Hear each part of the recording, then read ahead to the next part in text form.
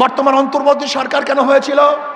তিনটা উপহার আমাদেরকে দিবে: সংস্কার, বিচার, নির্বাচন। তারা সংস্কারের কথা বলে না, বিচারের কথা বলে না, শুধু নির্বাচন নির্বাচন। কেন? নির্বাচন দিয়ে কি হবে? যদি লুটেরা, চোরেরা, ডাকাতরা, বদমাশরা, ধর্ষকরা আবার ক্ষমতা আসে, তাহলে এদের বিরুদ্ধে আবারও তো আন্দোলন করতে হবে, সংগ্রাম করতে হবে। মানুষ কতবার জীবন দিবে, কতবার আন্দোলন করবে, কতবার সংগ্রাম করবে? পিআর সিস্টেমে নির্বাচন চাই। আপনারা দেখেছেন জরিপের মধ্যে এসছে 71% মানুষ পিআর সিস্টেমে নির্বাচন চায়। সংখ্যানুপাতে খালি নির্বাচন চায়। পিআর সিস্টেমে নির্বাচন হলে চাঁদাবাজি থাকবে না, গুন্ডামি থাকবে না, নমিনেশন বাণিজ্য চলবে না, পেশি শক্তি ব্যবহার করা হবে না, কালো টাকার ব্যবহার হবে না। প্রত্যেকটা মানুষ তার ভোট অধিকার প্রয়োগ করতে পারবে, সমহারে সমস্ত মানুষ ভোট দিতে পারবে। সমস্ত জনগণের সংসদ হবে, যে সংসদের মধ্যে সমস্ত দলের আদর্শ এবং নীতির মানুষ সংসদে থাকবে, তাদের বক্তব্য সেখানে তুলে ধরতে পারবে। এই জন্য পিআর সিস্টেমে নির্বাচন চাই, গুন্ডামুক্ত নির্বাচন চাই, চাঁদাবাজ মুক্ত নির্বাচন চাই। আমি বর্তমান শিশুকে বলবো, নুরুল হুদার থেকে শিক্ষা গ্রহণ করা উচিত। যদি আপনি বাংলাদেশের অগ্রহণযোগ্য নির্বাচন দেন, তাহলে আবারও আপনাকে এই বাংলাদেশের জনগণ ছাড়বে না। অবশ্যই আপনার বিচার বাংলাদেশের জনগণ করবে। আজকে বাংলাদেশের নির্বাচন নিরপেক্ষ হবে কিভাবে? যেখানে পুলিশ নিজেদের থানাকে নিরাপদ করতে পারে না, সেখানে সেই পুলিশ ভোট কেন্দ্র নিরপেক্ষ দিবে কিভাবে? আমি বিশ্বাস করি আজকে প্রশাসনের যে অবস্থা, নিজেরা নিজেদের নিরাপত্তা নেই, সেখানে ভোটারদের নিরাপত্তা এই প্রশাসন কোনো অবস্থায় প্রদান করতে পারবে না। আজকে জুলুম, চাঁদাবাজি, অত্যাচার, খুন বেরিয়ে গেছে। আমি বাংলাদেশের জনগণকে বলবো, এ বি সি তিনজনই চোর। ক্ষমতা আছে এ, সে কি করবে? হটাও এ, বসাও বি। সে কি করবে? হটাও বি, বসাও সি। সে কি করবে?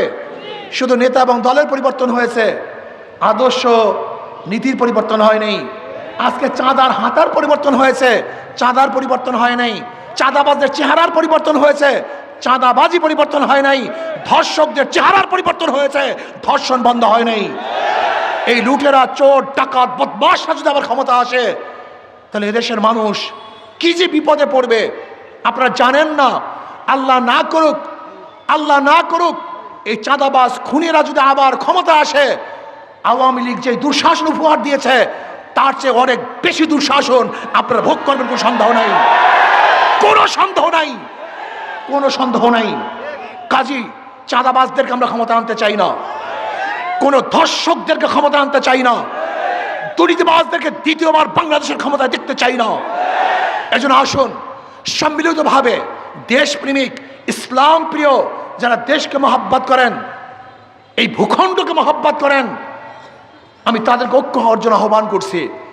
আগামী নির্বাচন হবে ইসলামের পক্ষে, ইসলামের বিপক্ষে।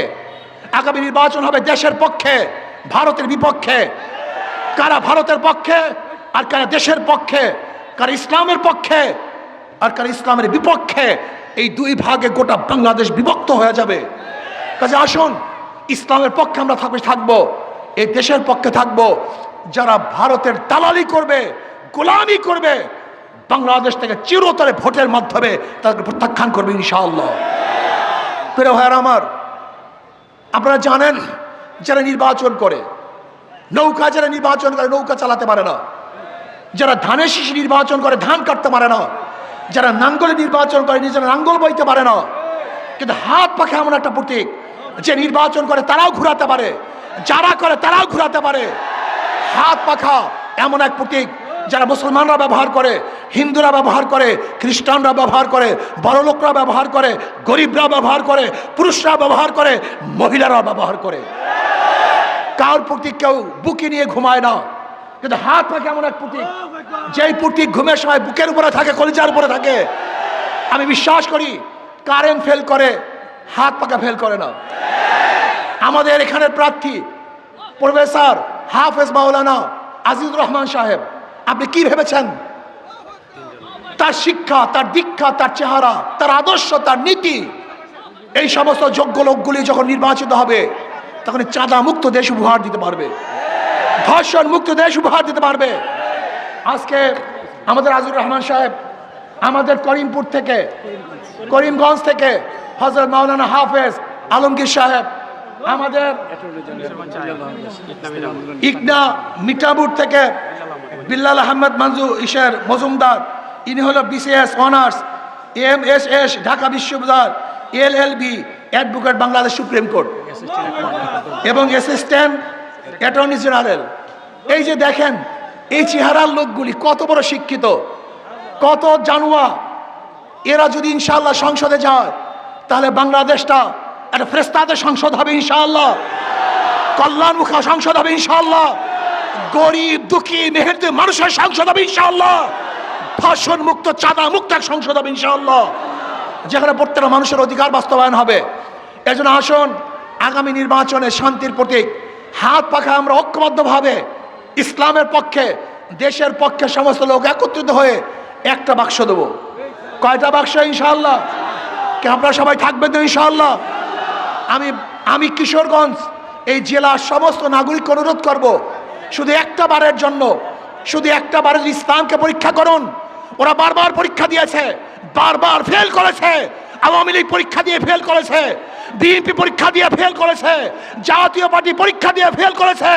আপনারা একটাবার ইসলামকে পরীক্ষা করুন, ইনশাআল্লাহ যদি ফেল করি কোনোদিন ভোট নেওয়ার জন্য আসবো না। একটাবার পরীক্ষা করুন, ইসলামকে একটাবার পরীক্ষা করুন। কি রাজি আছেন না ইনশাআল্লাহ? মজার একটা কথা শুনুন, মজার একটা কথা। আপনারা অনেকে ইসলামী ফুবি আছে, আপনারা অনেকে মনে করেন ইসলাম যদি ক্ষমতা আসে জোর করে আমাদেরকে দাঁড়িয়ে রাখাবে, জোর করে আমাদেরকে পর্দা করাবে। এক গাঁজাখোর একদিন আমাকে বলছে, হুজুর যদি ইসলাম ক্ষমতায় আসে আমার গাঁজার অবস্থাটা কি হবে? সে তো গাঁজাখোর, নেশাখোর। আমি বললাম, বাবা তুমি কি মসজিদে গিয়ে গাঁজা সেবন করতে পারো? বল না। আমি বললাম কেন? কারণ পরিবেশ নাই। আমি বলি ইসলাম ক্ষমতা আসলে গোটা বাংলাদেশটা এমন পরিবেশ হয়ে যাবে, মসজিদের পরিবেশ, যেখানে তুমি গাঁজা সেবন করতে পারবা না। এক দাঁড়িয়ে কামানে ভাই বলতেছে, ভাই ইসলাম ক্ষমতা আসলে আমাকে জোর করে দাঁড়িয়ে রাখাবে, আমি তো দাঁড়িয়ে রাখবো না। আমি বললাম মসজিদের যে পবিত্র জায়গা কোনো জায়গায় নেই, দুনিয়ার মধ্যে সবচেয়ে পবিত্র জায়গা কোনটা? আমি বললাম দাড়ি কামানো অবস্থা তুমি মসজিদে ঢুকতে পারো? বলে অবশ্যই। বাধা দিয়েছে? বলে না, আমি সবচেয়ে পবিত্র জায়গা মসজিদ, সেখানে তোমাকে বাধা দেয় নাই। আরে বাংলাদেশের হাজারো নোংরা জায়গার থেকে তোমাকে বাধা দিবে? এটা তুমি কিভাবে ভাবতেছো? তোমাকে অবশ্যই বাধা দিবে না, বরং পরিবেশ সৃষ্টি হবে যেখানে তুমি এমনিতেই ভালো হয়ে যাবা। বিশ্বাস হয় না আপনাদের কথা? আচ্ছা বলেন তো এই জনগণের মধ্যে একজন জনগণ কি নাই যারা বিড়ি খায়? কথা বলেন না কেন? একজনও নাই। তাই বিড়ি পান করেন না কেন? নিষেধ করছি, বাধা দিছি, কেন পান করতেছেন না? কোন আপনাকে একবার মনে চাইছে একটা বিড়ি ধরাই? আমি তো নিষেধ করি নেই। পরিবেশ, পরিবেশ আপনাকে ভালো বানিয়ে দিয়েছে, কথা ঠিক না?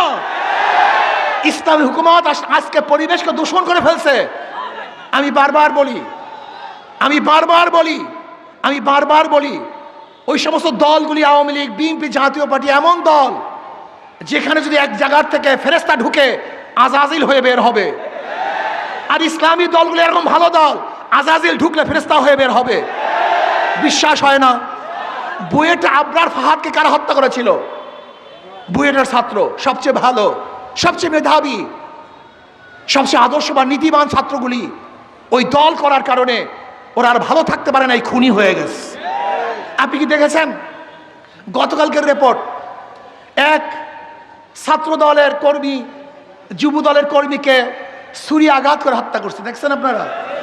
গত 3 দিন আগের খবর, এক ছাত্র দল আর এক ছাত্র দলকে আঘাত করে দুনিয়া থেকে বিদায় দিয়ে দিয়েছে। কি মিথ্যা বললাম না সত্য বললাম?